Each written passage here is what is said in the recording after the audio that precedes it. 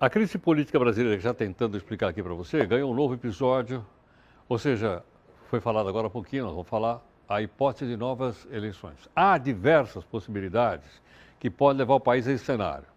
Nós selecionamos duas que nós pesquisamos na BBC, né, para poder entender melhor a situação. Dá uma olhadinha aqui na nossa tela. Então vamos lá. Caminhos para... Primeiro, o Congresso aprovaria uma PEC convocando as novas eleições. Esse é uma delas. Um projeto de emenda constitucional.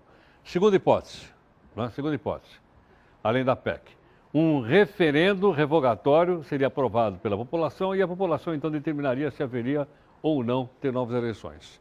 O doutor Carlos Gonçalves Júnior, que é advogado, constitucionalista, professor da PUC, está aqui conosco. Carlos, boa noite, obrigado pela gentileza, bem-vindo. Muito obrigado. Bom, dessas hipóteses que a gente selecionou duas, você acha que alguma delas, ou uma ou duas, são factíveis ou não? Factíveis sim, juridicamente possíveis, complicado. Complicado, né? Talvez é uma ruptura institucional muito forte. A Constituição traz um regramento, a eleição é um meio para a constituição dos governos, não é a finalidade do próprio governo, está em disputa contínua. Né? Então tem que se formar um governo por meio de eleições e esse governo tem que governar.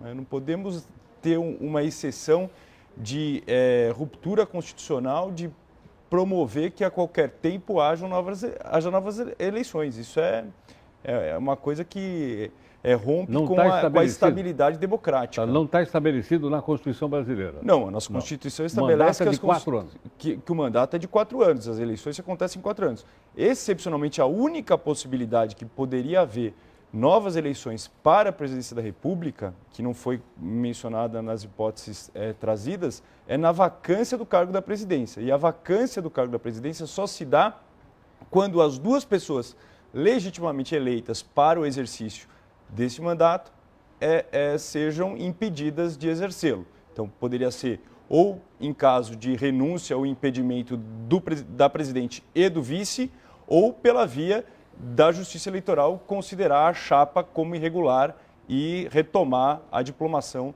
dos dois, da chapa como um todo. Entendo. Agora, em caso do impeachment?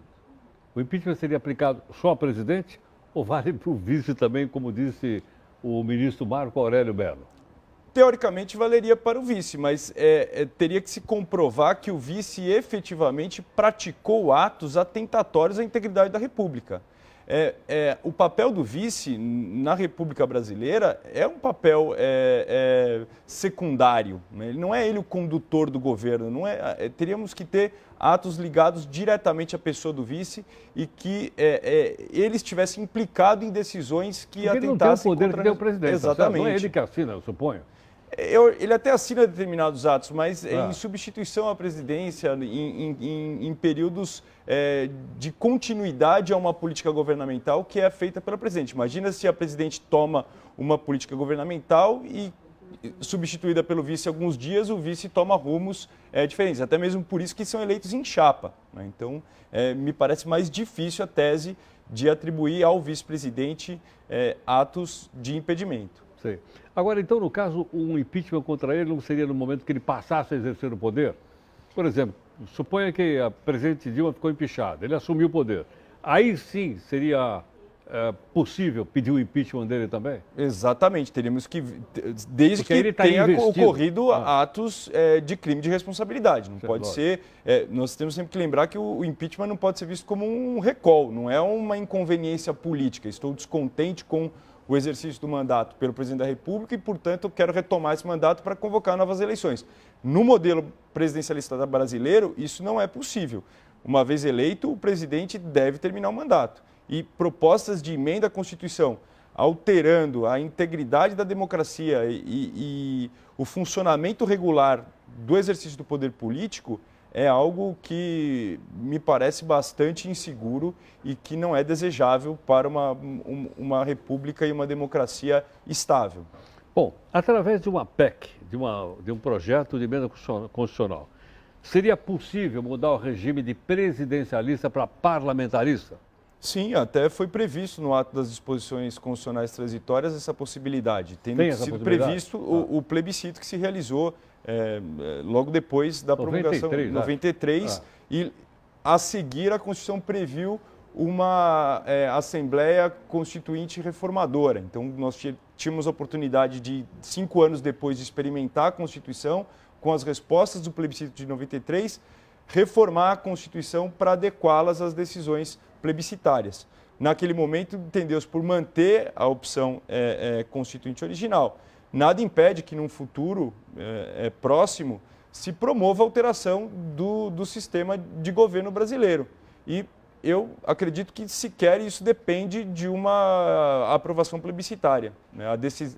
Isso não está condicionado na Constituição, que precisa ser submetido a um plebiscito. Como aconteceu no passado, que houve um plebiscito, é isso? No passado houve um plebiscito porque o ato das disposições transitórias previu a realização desse plebiscito. Entendo. Então, mas isso não significa que no futuro demande esse plebiscito para que se promova a alteração. Poderia ter uma consulta popular posterior, um referendo?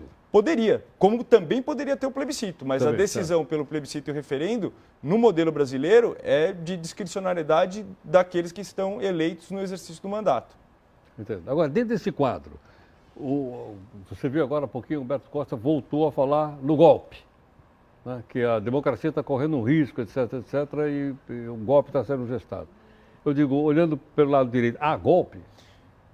Eu vejo, Heródoto, qualquer alteração das regras do jogo para aqueles que estão no exercício do mandato é uma ruptura institucional. Como foi no caso do Collor? Não, no caso do Collor, você diz de alteração do modelo de governo ou do impeachment? No caso do Collor, houve um impeachment. Do impeachment. Previsto na Constituição e o Congresso Nacional entendeu que era impeachment. Então, impeachment. O impeachment, o que a gente faz? Vamos considerar um golpe? Não, o impeachment não é um golpe desde que se comprove efetivamente que os atos praticados pelo presidente da República configuram crime de responsabilidade. O problema é que a natureza desse crime de responsabilidade, o conteúdo jurídico desse crime de responsabilidade é muito controverso. Não há uma unanimidade dos juristas e vamos dizer, da prática brasileira. Só tivemos uma oportunidade em que um processo de impeachment foi ultimado. Então, é muito pouca referência doutrinária, jurisprudencial, para poder definir exatamente qual é a natureza dele. Alguns associam que ele é um tipo legal fechado, ou seja, juridicamente verificável, e que, portanto, o Supremo Tribunal Federal poderia interferir na decisão do Congresso Nacional, e outros entendem que, embora a expressão fale crime, né, esse crime não deve ser interpretado dentro da técnica jurídica, mas seria uma atitude de irresponsabilidade. E atitude de irresponsabilidade considerada como um ato atentatório à integridade da soberania nacional. Está certo. Bom, vamos ver o que vamos ter aí pela frente. Só espero que o Brasil não entre num colapso político, né? Lógico, porque agora já temos uma terceira opção de caminho. Fala-se em transição de governo, mas não se fala em transição de sistema político, que acho que é a nossa grande patologia.